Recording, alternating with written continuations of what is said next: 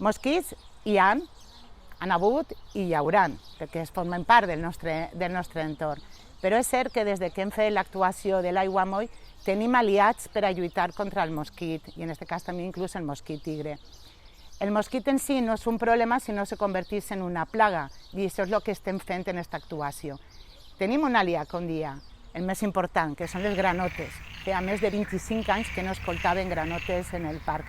I ara inclús, mentre vos contesta la pregunta, si se pot escoltar alguna granota que està cantant. Però no sols les granotes, també la fauna que tenim ací, la vegetació de ribera i la resta d'animals ens ajudaran al control dels mosquits.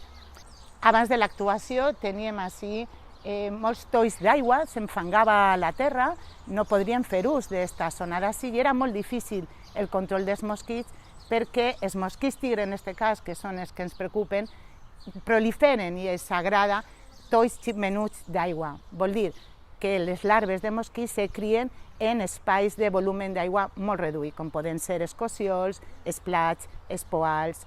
Així tenim un volum d'aigua molt gran i, a més, en un únic espai, amb la qual el mosquit podem controlar-lo de manera natural i també, si fos necessari, en l'empresa que col·labora amb nosaltres en l'erradicació i en la prevenció de les larves de mosquit tigre, com fem en la resta de població.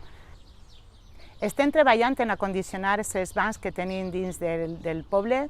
A través del pla d'ocupació ens ajudaran a pintar-los i a ficar-los en condicions. No obstant, aquests dos bancs, que és de veres que tenien les potes oxidades, ja han sigut substituïts per uns altres nous.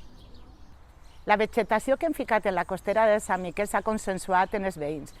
Anarem a la costera, portarem els tècnics i tinguérem unes converses amb els veïns que viuen per la zona. I a més ajudarem a ficar les espècies que millor se podien acondicionar, que ells més a gust estaven i els que s'agradaria que tingueren els seus carrers.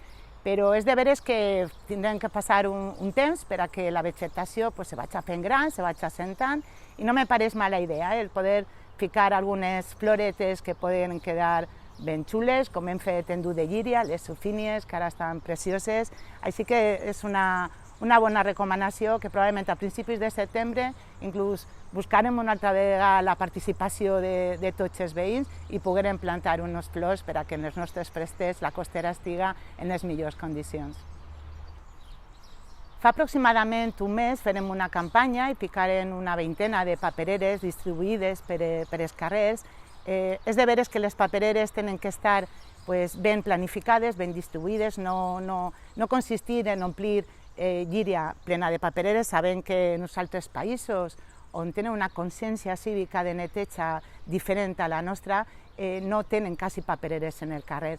Per això l'important és acompanyar aquesta iniciativa de dotar de més papereres en els carrers amb una campanya de conscienciació, com estem fent de manera continuada, de llíria més neta, casa neta. Sé que els veïns i les veïnes de Vall de Llíria es preocupen la flor que embruta les piscines i les parcel·les allí en Vall de Llíria. Bé, anunciar-vos que la poda se va realitzar durant el mes de juny perquè no poden realitzar diferents podes al llarg de l'any i tenim que esperar a que faci tota la floració per a no tindre que malbaratar els recursos municipals. Les podes de les palmeres s'han de fer una volta a l'any.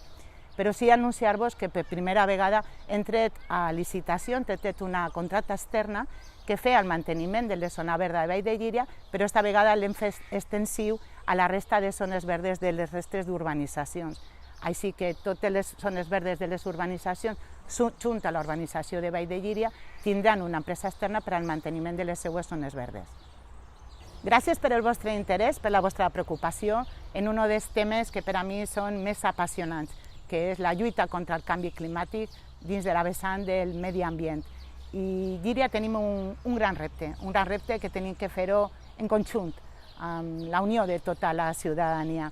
Així que vos anime a que participeu en el voluntariat que organitzem des del Departament de Medi Ambient, tindreu el correu electrònic que serà en pantalla i donar-vos les gràcies per sumar-nos a totes les accions que fem i que anem a continuar fent al llarg del temps que ens queda.